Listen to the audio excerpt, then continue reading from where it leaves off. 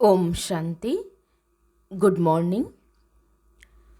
3 फरवरी 2023 आज शुक्रवार है। आज की मुरली में प्यारे बाबा ने हम बच्चों से कहा है कि बच्चे, नर से नारायण बनने के लिए तुम्हें परफेक्ट ब्राह्मण बनना है। परफेक्ट ब्राह्मण की परिभाषा बाबा ने बताई है कि जिसमें कोई भी विकार रूपी दुश्मन न हो, उसको परफेक्ट ब्राह्मण कहा जाएगा। और बाबा का जो रिगार्ड है उन्हीं बच्चों को प्राप्त होता है जो बच्चे यज्ञ का हर कार्य रिस्पॉन्सिबिलिटी से करते हैं, तो उनको बाबा का रिगार्ड प्राप्त होता है। और समझदार बच्चे यही कोशिश करेंगे कि हमें पास होना है, फुल पास होना है और कोई भी उल्टा कार्य नहीं करना है। तो अभी हम सुनते हैं प्यारे बाबा के मधुर महावाक्य, ईश्वरीय महावाक्य, मीठी मुरली। आज बाबा कहते हैं, मीठे बच्चे, नर से नारायण बनने के लिए परफेक्ट ब्राह्मण बनो। सच्चा ब्राह्मण वह जिसमें कोई भी विकार रूपी दुश्मन न हो। आज की मुरली में प्रश्न है, बाप का रिगार्ड किन बच्चों को प्राप्त होता है? समझदार कौन है? उत्तर है, बाप का रिगार्ड उन्हें मिलता जो यज्ञ का हर एक कार्य रिस्पॉन्सिबिलिटी से करते हैं, कभी गफलत नहीं करते।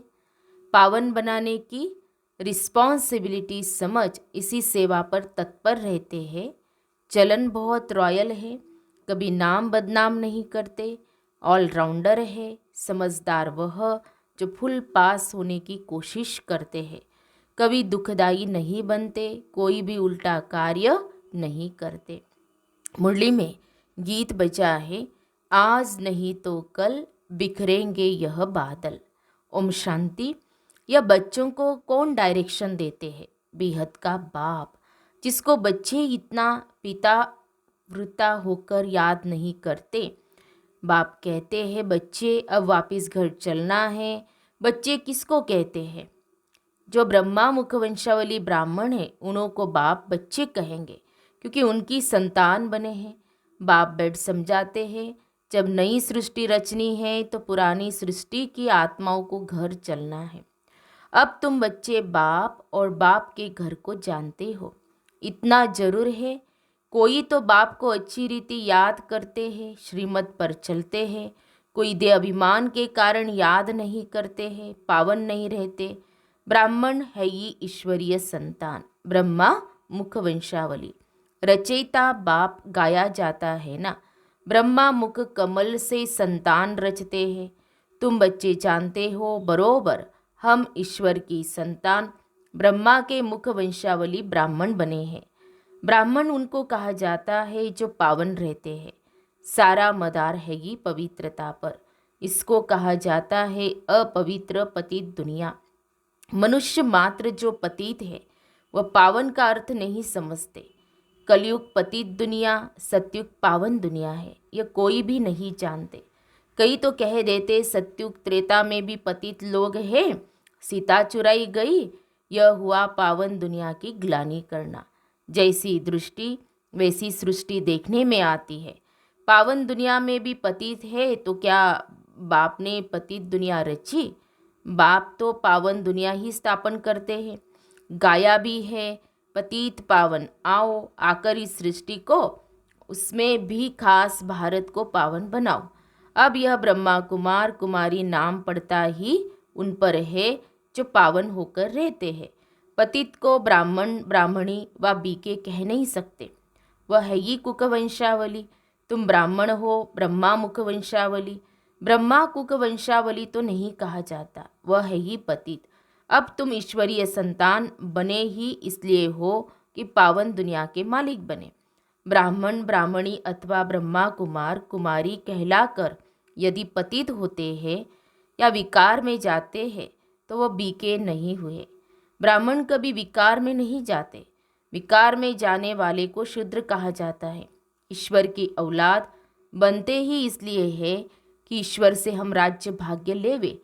राजाई का वर्षा लेने के लिए पुरुषार्थ करना चाहिए। लक्ष्य रखना है कि हम नर से नारायण बने। तुम बच्चे जानते हो कि नंबर 1 है काम विकार, सेकंड नंबर है क्रोध। क्रोध आदि का भूत रह जाता है तो वह पूरे वर्षे के लायक नहीं बनते। कहा जाता है यह काम व क्रोध के भूत वश परवश हो गया। बाप को याद न करने कारण रावण के वश हो जाते हैं। ऐसे क्रोधी व कामी नर से नारायण पद पा नहीं सकते। यहाँ चाहिए परफेक्ट ब्राह्मण। बाप समझाते पहले नंबर का भूत आता है देह अभिमान। अगर देही अभिमानी हो बाप को याद करते रहे तो बाप मदद भी करे। जो जितना याद करते हैं उतनी उनको मदद भी मिलती है। ब्राह्मण सच्चा वह जिसमें यह विकार रूपी दुश्मन न हो। मुख्य देह अभिमान के कारण ही और दुश्मन आते हैं। ये भारत शिवालय था तब दुख की कोई बात नहीं थी। यह मनुष्यों को पता नहीं है। वह तो कह देते माया भी है ही ईश्वर भी है ही। अरे ईश्वर अपने समय पर आता, माया अपने समय पर आती। आधा कल्प है ईश्वरीय राज्य, आधा कल्प है माया का राज। यह समझानी शास्त्रों में नहीं है। वह है ही भक्ति मार्ग। ज्ञान का सागर एक ही बाप है जिसको पतित पावन कहा जाता है। जो बाप को याद नहीं करते हैं उनसे पतित काम जरूर होते ही रहेंगे। उनको ब्राह्मण ब्राह्मणी कह नहीं सकते। बड़ी सूक्ष्म बातें हैं। शिव बाबा अर्थात दादे को याद नहीं करेंगे तो वर्षा कहाँ से मिलेगा। फिर उनको इस पुरानी दुनिया के मित्र संबंधी आदि याद आते हैं। अच्छी रीति बाप को याद करेंगे तो बाप भी मदद देंगे। तुम कहाँ मुरली चलाने में मूंझ जाएंगे तो भी शिव बाबा प्रवेश कर आए मुरली चलाएंगे। बच्चों को पता नहीं पड़ता कि शिव बाबा आकर मदद करते हैं। समझते हमने आज अच्छी मुरली चलाई। अरे आज अच्छी चलाई, कल क्यों नहीं चलाते थे? तुमको यह भी पता थोड़ी ही पड़ता है शिव बाबा बोलते हैं या ब्रह्मा बोलते हैं। शिव बाबा कहते हैं बच्चे तुम मेरी ईश्वरीय औलाद हो, मेरे को याद करो। ऐसे और कोई कह न सके। मैं ही इनमें प्रवेश कर कह सकता हूँ मैं ज्ञान का सागर हूँ ना। तुम ज्ञानी तो आत्मा बन रहे हो। तो जो बाप से योग रखते हैं तो बाप भी आकर मदद करते हैं। देह अभिमानी याद थोड़ी करेंगे। बाप को जरूर याद करना है। अहंकार नहीं आना चाहिए। मैंने अच्छी मुरली चलाई नहीं, समझना चाहिए शिव बाबा ने आकर मुरली चलाई। घड़ी घड़ी शिव बाबा को याद करना चाहिए। बहुत बच्चे हैं जो पूरा याद नहीं करते हैं तो कर्म भोग मिटता नहीं, बीमारियां आ जाती है, विकर्म विनाश नहीं होते हैं। बच्चों को बाप के साथ योग लगाना है। हम राज योगी है। बाप से राजाई लेनी है। हम नर से नारायण बनेंगे। दिल में समझना है मैं इतना पढ़ता हूँ जो सूर्यवंशी में जाऊँ। ऐसे नहीं, पहले दास दासी बन फिर राजाई पावे। बाप को याद करने से बाप की मदद मिलेगी। नहीं तो कुछ न कुछ पाप नुकसान आदि होता है। वह दुखदाई बहुत बनते हैं। लक्ष्मी नारायण तो सुखदाई है ना। समझदार बच्चे कोशिश करेंगे फुल पास होने की। ऐसे नहीं जो मिला सो ठीक। हर बात में ऑल राउंड पुरुषार्थ करना चाहिए। ऐसे भी नहीं यह काम इनका है हम क्यों करें। बाबा ऑल राउंड काम करते हैं ना। बच्चों की चलन ठीक नहीं रहती तो फिर नाम बदनाम कराते हैं। बाप कहते मेरा बनकर और फिर उल्टा काम करते तो पद भ्रष्ट हो जाता है। ऐसे मत समझो कि ये ब्रह्मा बाबा डायरेक्शन देते। शिव बाबा याद रहना चाहिए। बच्चों को समझना है दुनिया को पावन बनाने का बोझा सिर पर है। हम रिस्पॉन्सिबल है। भारत को पावन बनाने की बहुत बड़ी रिस्पॉन्सिबिलिटी है। यज्ञ का हर एक कार्य रिस्पॉन्सिबिलिटी से करना है। कोई गफलत न हो तब बाबा भी रिगार्ड देंगे। नहीं तो धर्मराज ऐसी सजा खिलाते हैं जो कभी जेल में भी नहीं खाई होंगी। इसीलिए बाप कहते हैं विनाश होने के पहले सब विकर्म योग से भस्म करो। नहीं तो जन्म जन्मांतर के विकर्मों की सजा धर्मराजपुरी में बहुत खानी पड़ेगी।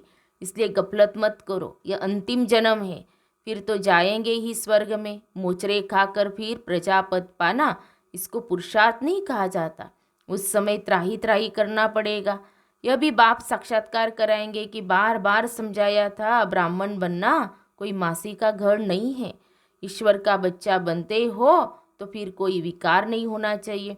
इसमें भी काम महाशत्रु है। जो कामवश हो जाते हैं उन्हें ब्राह्मण नहीं कह सकते। माया बहुत पिछाड़ेगी, परंतु कर्मेंद्रियों से कोई काम नहीं करना है। फैमिलियरिटी का हल्का नशा, यह भी माया का नशा है। बाबा ने समझाया है, इससे भी बोझा चढ़ जाएगा। तुम व्यभिचारी बन गए। ईश्वरीय औलाद में यह काम क्रोध आदि शैतान थोड़ी होते हैं। वह शैतानी आसुरी गुण है। बहुत है जो ईश्वर के बनते फिर माया के बनंती हो जाते हैं, वे अभिमान में आ जाते हैं। बाप की श्रीमत पर चलना है तब रिस्पॉन्सिबल वह रहेंगे। ब्रह्मा की मत भी गाई हुई है, इनकी मत पर चलने से भी रिस्पॉन्सिबल बाप हो जाएगा। तो क्यों न अपने से रिस्पॉन्सिबिलिटी उतार देनी चाहिए। बाप दादा दोनों की मत मशहूर है। माता की मत पर भी चलना चाहिए, क्योंकि माता गुरु बनती है। वह माता पिता अलग है। इस समय माता को गुरु बनाने का सिलसिला चलता है। तुम पुरुषार्थ कर रहे हो शिवालय के लिए। सत्युग को शिवालय कहा जाता है। परमात्मा का एक्यूरेट नाम शिव है।